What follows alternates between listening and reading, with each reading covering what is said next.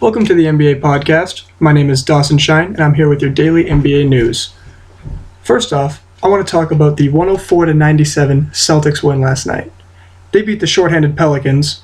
Obviously, the Pelicans are missing Anthony Davis, Drew Holiday. They're missing also, who else? Norris Cole, Ryan Anderson. It's pretty much a mess down in New Orleans. And despite missing almost all of their starting lineup, they played really well against the Celtics. The game was pretty close at halftime. Celtics were only up by 8 points, but then third quarter opened up and so did the Celtics offense. They shot ahead by 16 points within the first 4 minutes of the third quarter. Unfortunately, couldn't hold on to that lead, as the rest of the game it just seesawed back and forth. Pelicans cut it to 3 in the third quarter, then the lead ballooned up to 14, and then it was cut to 2 again. Finally, going into the fourth quarter, it was only the Celtics up by 3 points in a very important game for seeding in the Eastern Conference. Of course, once in the fourth quarter, the Celtics played pretty poorly, actually. Surprisingly enough, their bench was absolute trash last night. One of the main problems was, of course, missing their small forward, also their point forward for the bench, Evan Turner. Without Evan Turner in the lineup, the Celtics bench looked lost, the offense was not run very well, and it just seemed like no one could get a good shot off. Luckily enough, Isaiah Thomas plays for the Celtics, and he can carry this team whenever they need it. He put up huge numbers last night. He had 32 points, 8 assists, 4 rebounds, and 2 steals in only 33 minutes of action. And those were important 33 minutes of action. Whenever the bench seemed to get stagnant, Brad Stevens would make sure he could put Isaiah right back in to help close the game out. Also, a huge contributor last night was Avery Bradley. Despite only having 13 points, 6 rebounds, 3 assists, he had a huge 3 at the end of the game to basically clinch it. Because the Pelicans had clawed back in this game. They got all the way back, tied it up, and had the potential to take the lead multiple times in the final few minutes. Luckily, the Celtics held their composure and helped close out the win, which, of course, as we know, every win is very important right now. The Celtics are fighting for that third seed in the Eastern Conference. Unfortunately, they're fighting with a bunch of teams. At the moment, the Celtics are tied with the Atlanta Hawks, 46-32, with the Miami Heat only a half game back at 45-32. And then finally, the Charlotte Hornets at 45-33 are a full game back. But of course, there's no breathing room right now. The Celtics will be playing all 3 of those teams in the last 3 games of the season, including a final game against the Miami Heat, which could be the potential decider on who gets the third seed. Obviously, NBA schedule makers did a great job. Unfortunately for Celtics fans, that's 3 straight tough games.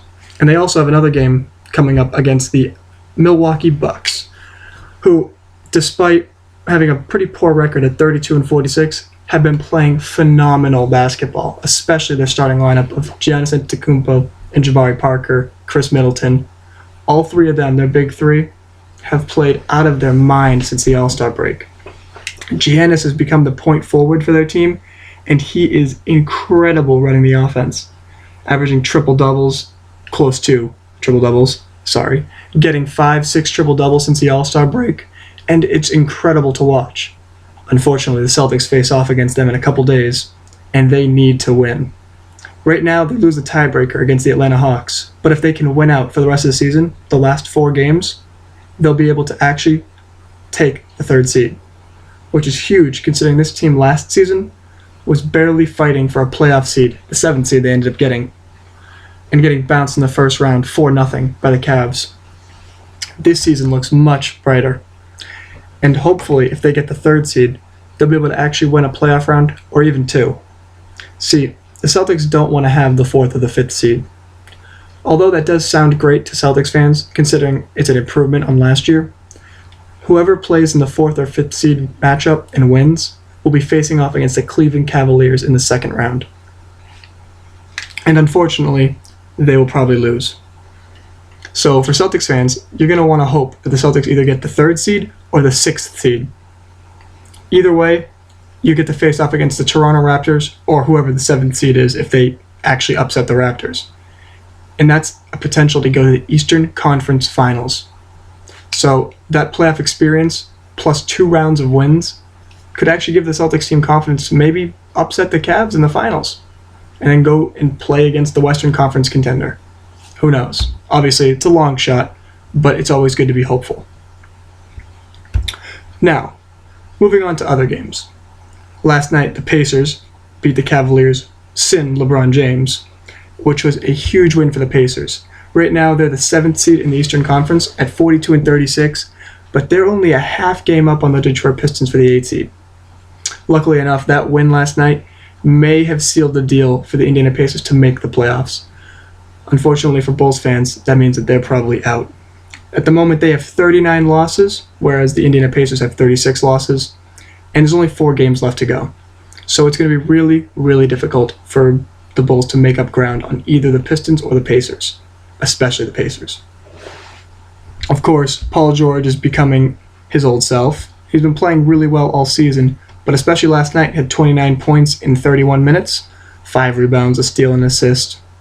And then their bench, CJ Miles, or as some people are calling him, 3J Miles, he has a wet jumper. 21 points last night, 3 rebounds, just an incredible offensive player. And when he goes off, that team clicks on all cylinders. Of course, on the flip side, Cavaliers, again, they lose a game without LeBron James. Obviously, you're losing the best player in the league, so it's going to be pretty difficult to continue to win games without him. However, there are 2 All-Stars, Kyrie Irving and Kevin Love, on that team, and there's also plenty of other talent. J.R. Smith, Iman Shumpert, Matthew Dellavedova, Tristan Thompson, Channing Frye. That's a lot of talent on the roster for them to continue to lose to other teams when LeBron James sits. Their record when LeBron James is sitting down, 4-14. My apologies. 4-14. That's 10 games under 500. That's awful. And honestly, with the lineup they have, they should be able to win at least 10, maybe 7 to 10 games probably without LeBron James, especially against some of the weaker teams that they sit him against. The Pacers last night, they should have been able to beat them, but instead they were held at bay the entire game and lost 123-109. But obviously Pacers fans are elated at this because they're fighting with the Pistons right now for seeding, who also played last night against the Orlando Magic and beat them 108-104 in a very closely fought game. They had to claw back down 4 points in the fourth quarter, going into the fourth quarter, my apologies, and they came back, outscored them by 8 points, 35-27 in the fourth quarter. Reggie Jackson had 24 points. Andre Drummond again had a big game, 13-16. Man's playing incredible this season. Also had 4 blocks to add on to that. Tobias Harris, another good showing. Marcus Morris, 9 points. And Kentavious Caldwell-Pope, now he's a young player you're going to want to watch. He had 18 points. Their lineup has been absolutely incredible since they got Tobias Harris from Orlando. Obviously, he's a great player, but adding him to the team has just seemed to make it click. The Morris brother has been playing much better since he was added. It's given more space to the offense, and their starting lineup is just light years ahead what it was. On the other side are the Magic, who've had a pretty tough season, but since they've been eliminated from the playoff race, they've actually been playing really good basketball. Elfrid Payton had a good game, 17-5. Victor Oladipo, 16. Fournier also. So all around, a decent game by them. They were just outplayed in the fourth quarter and couldn't hold on to the lead, which could be attributed probably to Scott Skiles' coaching in the fourth quarter and also to the young nature of that team.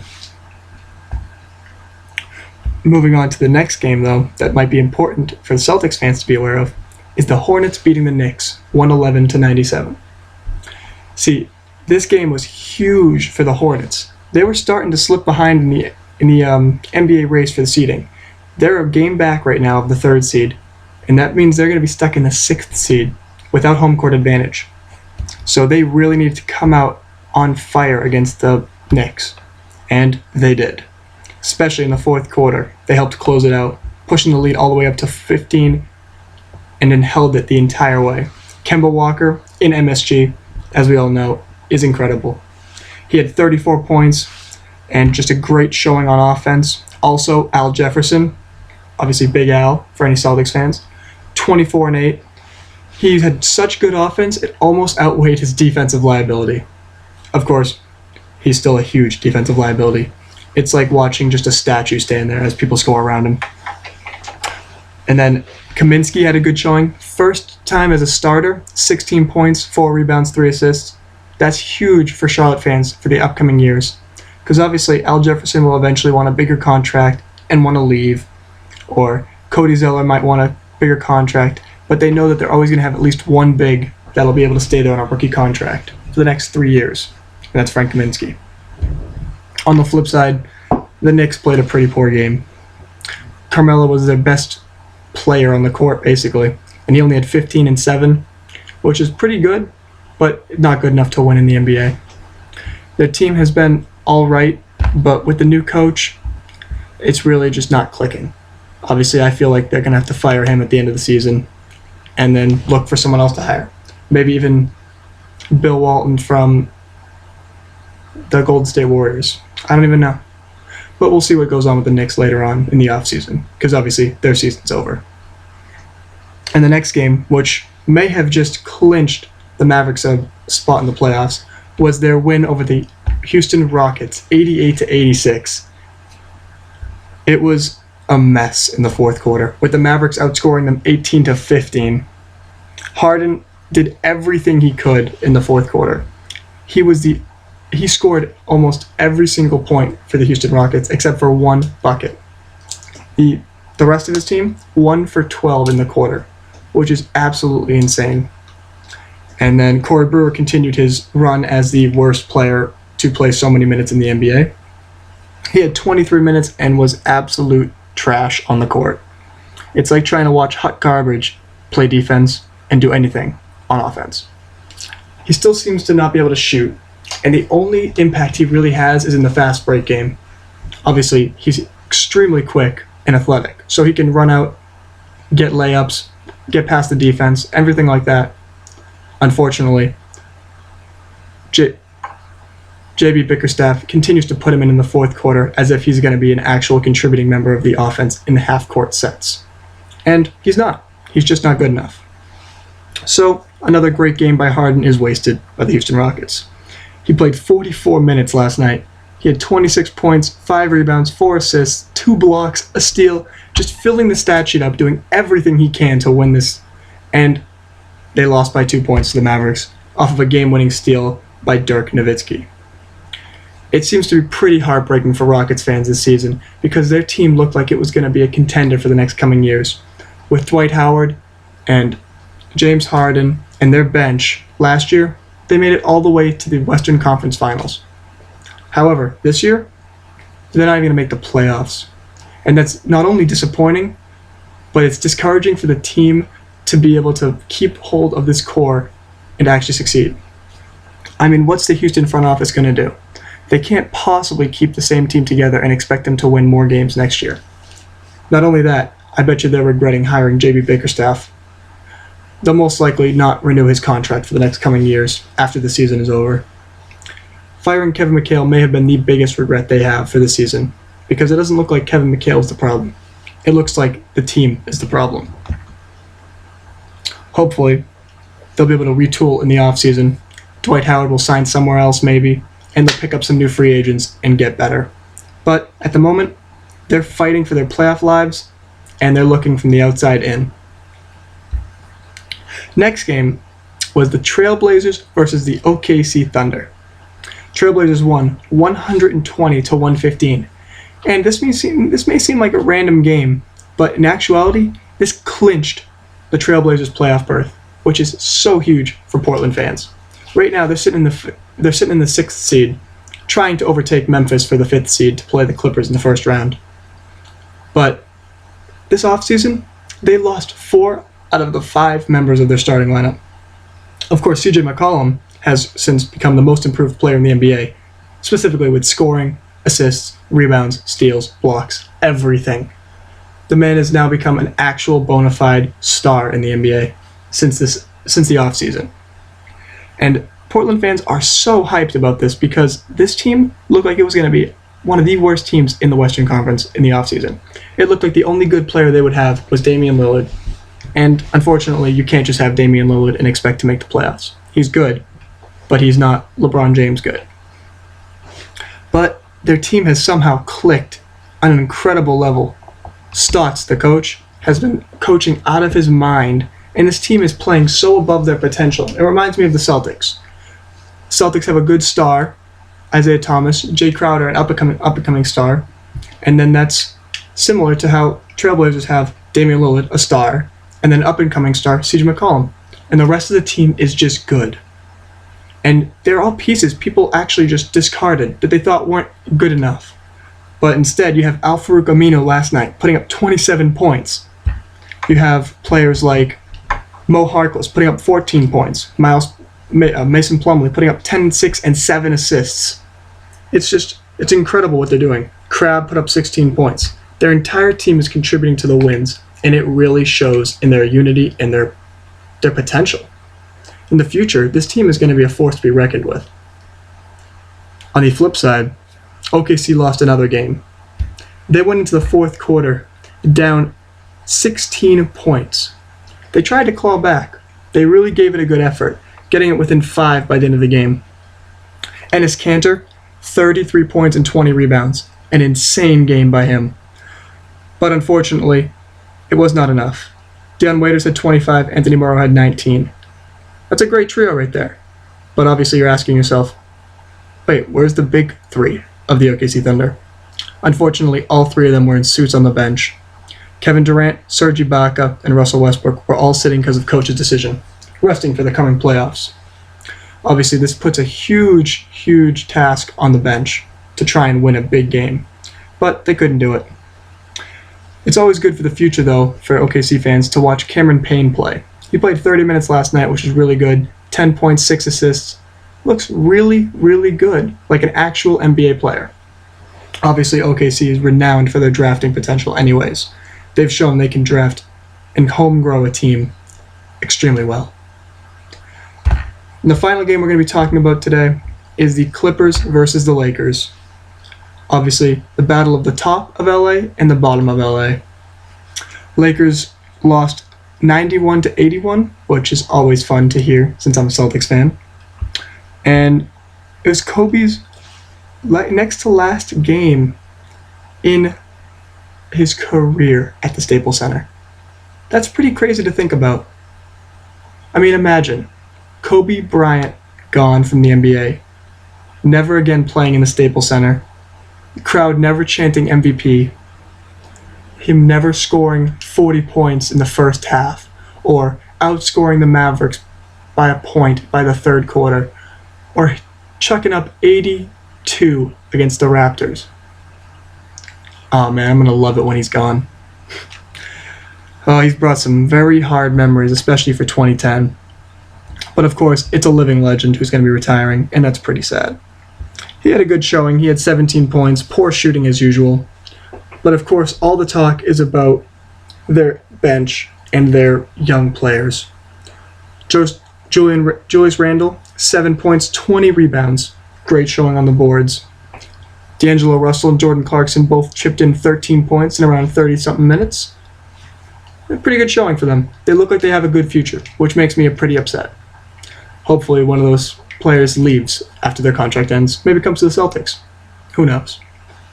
On the flip side, Clippers team just played well overall. Blake Griffin's back. He's on limited minutes though. He only played 24, had 13 points and 8 rebounds. DeAndre Jordan with another double-double.